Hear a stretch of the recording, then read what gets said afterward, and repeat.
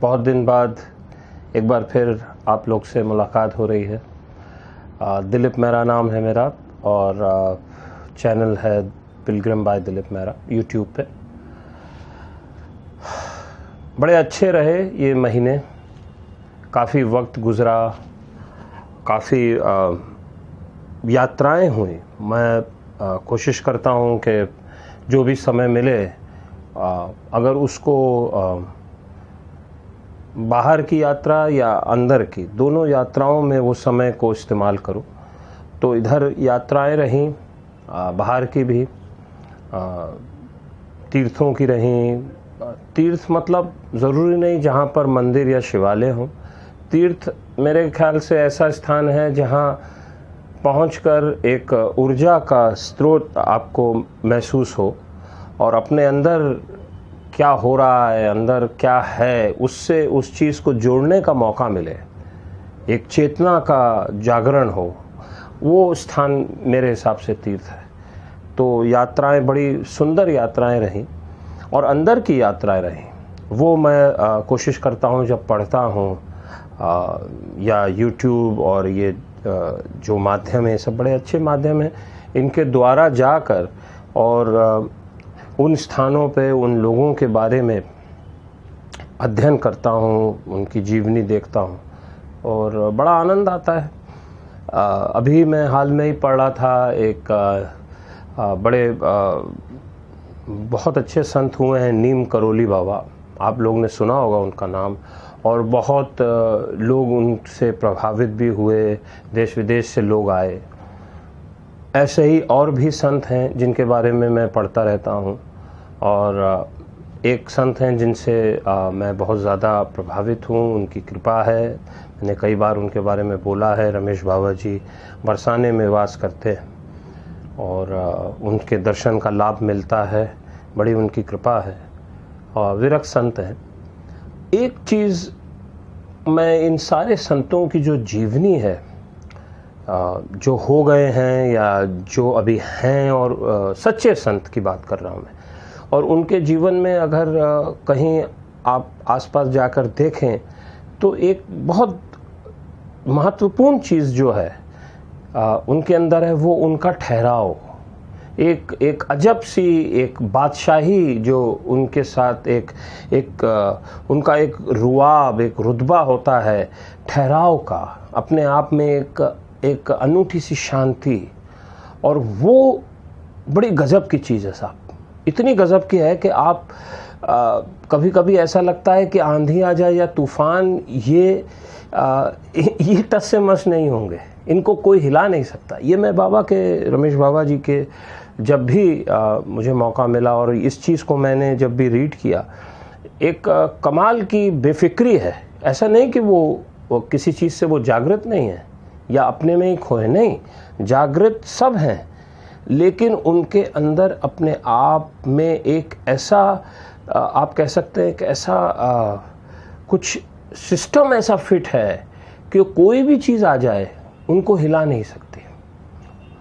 ये अगर सरल तरीके से मैंने इसके बारे में सोचा तो मुझे लगा कि ये जो बेफिक्री है, ये कहीं ना कहीं एक स्वीकार भाव है अपने साहिब पे, अपने भगवान पे, अपने परमेश्वर पे, डिवाइन पे।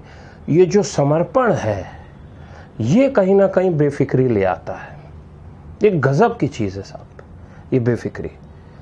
और ये बेफिक्री जो है, ये एक ऐसी चीज़ है जो हम लोग को अपने जीवन में उतारनी ही पड़ेगी। ऐसा समझ लें कि जैसे हम सब अकेले हैं, एक टापू पे हैं और कोई हमें वहाँ हेल्प करने वाला नहीं, कोई मदद करने वाला नहीं। आप क्या करेंगे? आप क्या करेंगे ऐसी जगह पर जहाँ आपको मालूम है कोई मदद नहीं करेगा? आप थोड़ा बहुत अपना हाथ पांव मारेंगे, थोड़ा बहुत नहीं, बहुत ज़्यादा मारेंगे, और वो करते करते आपको अंदर से एक ऐसा ये मेरे साथ हुआ है। कई बार मैं ऐसी इस परिस्थिति में रहा हूँ जब मैंने अपने आप को बिल्कुल अकेला महसूस किया, और आजकल काफ़ी लोग इस चीज़ को महसूस कर रहे होंगे, क्योंकि वो जो माहौल चल रहा है अभी ये पेंडेमिक का, और लोग घरों से काम कर रहे हैं, समूह में आप बैठ नहीं सकते, बहुत सी ऐसे बदलाव आ रहे हैं समाज में, पूरे विश्व में, सिर्फ भारत में नहीं। तो इस वजह से मनुष्य अकेला हो गया है। ऐसे समय में इस अकेलेपन को अगर हम लोग देखें तो ये बहुत ही खूबसूरत चीज़ है, क्योंकि इसके अंदर हमको अपने आप से एक तो कनेक्ट करने का, जुड़ने का मौका मिलता है कि भाई मैं एक टापू में हूँ, अभी यहाँ कुछ भी नहीं है, अब मैं यहाँ कैसे जीवित रहूँगा, मुझे अपना रास्ता निकालना है। और दूसरी बहुत इम्पॉर्टेंट चीज़ कि आप फिर उससे कनेक्ट होते हैं, एक्चुअली में जिससे कनेक्ट होना चाहिए। हम लोग आसपास की चीज़ों से बहुत ज़्यादा कनेक्टेड है, ये हो जाएगा, वो हो जाएगा, उसकी इंश्योरेंस ले लिया, ये कर लिया, मेरी वो गाड़ी है, वो है, मेरे पास इतना बैंक बैलेंस है, फलाना है। अभी कोविड हो जाता है और आप 10 दिन के लिए क्वारंटीन में 14 दिन बैठ जाते हैं और हालत होती ख़राब या अस्पताल चले जाते हैं, वहाँ पे फिर अकल आती है, फिर वहाँ बैंक बैलेंस और गाड़ियाँ वो सब इम्पोर्टेंट फिर ये होता किस तरह से मैं ठीक हो जाऊँ। ये मैं जो है, ये मैं, जब हम ठीक हो जाते हैं हम इसको भूल जाते हैं, फिर हम वो मैं पकड़ लेते हैं, अहंकार वाला, उस मैं को भूल जाते हैं कि जो मैं था, इतना खूबसूरत एक शरीर इतनी कृपा से मिला, उसके लिए मैं क्या कर रहा हूँ, वो कौन है, उसके बारे में मैं जानूं। और जानने के साथ साथ एक स्वीकार भाव लाना, क्योंकि स्वीकार भाव में बड़ी मस्ती है, बहुत मस्ती है। ये मैंने संतों की रहनी, जो थोड़ा बहुत लिखा, पढ़ा, देखा, जिनके साथ उठा बैठा, एक ये क्वालिटी, ये एक ऐसी उनके अंदर एक रोशनी सी रहती है हमेशा, कुछ भी हो जाए मस्त है। वो बेफिक्री जो है, वो ये स्वीकार, बल्कि स्वीकार भाव भी मैं कहूँगा उसके लिए उपयुक्त शब्द नहीं है। क्यों? आप स्वीकारोगे उसको जो पहले आप अस्वीकार कर रहे थे, उसको अब आप स्वीकार कर रहे हो। न स्वीकारना है न अस्वीकार करना है, हमें तो सहज रहना है, जैसे कबीरदास जी थे, सहज। उस स्थिति में आप देखो, प्रकृति में सब सहज है, सारे ये कितने कीड़े हैं, कितने पतंग हैं, कितने पशु पक्षी पेड़, ये सब सहज भाव से रह रहे हैं। सहज भाव में एक बहुत अजीब सी मस्ती है।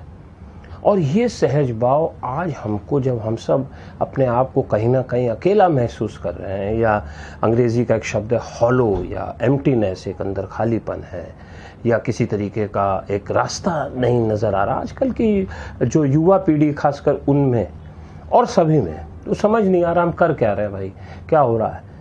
ऐसे समय में अगर आप समर्पण भाव आ जाए, स्वीकार भाव और स्वीकार के साथ समर्पण, तो इतना खूबसूरत ये यात्रा हो सकती है। क्योंकि फिर आपकी जो भी आप कर रहे हैं वो आप नहीं कर रहे, वो आपके द्वारा कोई और करा रहा है। उसमें आपके ऊपर स्ट्रेस लेवल कम हो जाएगा, आप उस चीज़ को ज़्यादा एंजॉय कर सकोगे। और उसी एंजॉयमेंट और स्ट्रेस फ्री लिविंग के लिए ही तो हम यहाँ पर आए हैं। लेकिन हम उस रास्ते की तरफ जाते नहीं, अपने तरफ चारों तरफ ये सब चीज़ें फंसा लेते हैं, और फिर उसी में फंस कर जैसे मकड़ी जाल बनाती है और उससे बाहर निकलने का रास्ता नहीं बनाती, हम भी उसी के अंदर फंस के, और एक दिन वही बैंक बैलेंस और ये और 5 फैक्ट्री और 10 गाड़ी और 6 मकान और वो फार्म हाउस, और उसी में फंस के ख़त्म हो जाते हैं। क्यों? मैंने किया, मैं कर रहा हूँ। ये जो मैं का है ये हटा दें और बेफिक्र हो जाएं, फिर कोई भी स्ट्रेस आए आपका नहीं। कोई सक्सेस भी आ रही है, कोई सफलता आ रही है, वो भी वो करा रहा है। ये एक बहुत खूबसूरत सी चीज़ है, जो समर्पण है, ये स्वीकारना है, ये जो बैलेंस रहकर दोनों के बीच में, स्वीकारना भी एक तरीके का अहम है, मैंने स्वीकारा नहीं, अस्वीकार करना वो भी एक तरीके का विद्रोह है। आपके अंदर कोई भी न स्वीकार है न स्वीकार है, सजग है, हम हैं, बड़ी कृपा है, बहुत खूबसूरत है। जो हो रहा है सुंदर है, जो होगा वो भी सुंदर है। उससे माइंड रिलैक्स हो जाता है, और एक बार आपका माइंड रिलैक्स रहने लगेगा, आपको फिर दूध का दूध पानी का पानी दिखेगा। यही परमहंस जो है भाव है। संतों को परमहंस क्यों कहते हैं? परमहंस योगानंद जी, स्वामी परमहंस जी। क्यों? परमहंस का मतलब है हंस दूध और पानी को अलग अलग कर सकता है। वो सार ले लेगा, दूध ले लेगा, पानी छोड़ देगा। अगर हम रिलैक्स होना सीख जाएं, और आजकल के लिए, युवा पीढ़ी के लिए बहुत ज़रूरी है, क्योंकि वो रास्ता खोज रहा है, उसके लिए बहुत रिलैक्स रह के, सरेंडर, समर्पण भाव के साथ। और फिर आप देखो, आपके अंदर जो भी कुंठित है, जो फंसी है चीज़ें, वो कितने प्यारे रूप में बाहर आएंगी। मैं कई बार यूथ के साथ काम करता हूँ और देखता हूँ कि वो इस समय बेचैन है, उनके अंदर वो एक्सप्रेस करना चाह रहे हैं, अभिव्यक्ति करना चाह रहे हैं, बोलना चाह रहे हैं, कहना चाह रहे हैं, तरीका नहीं मालूम। तरीका यही है कि आप ये समझ लो कि भाई मुझे कोई यहाँ हेल्प नहीं करेगा, हेल्प बस वही मेरी एनर्जी करेगी, मुझे बस काम होके सरेंडर करना है।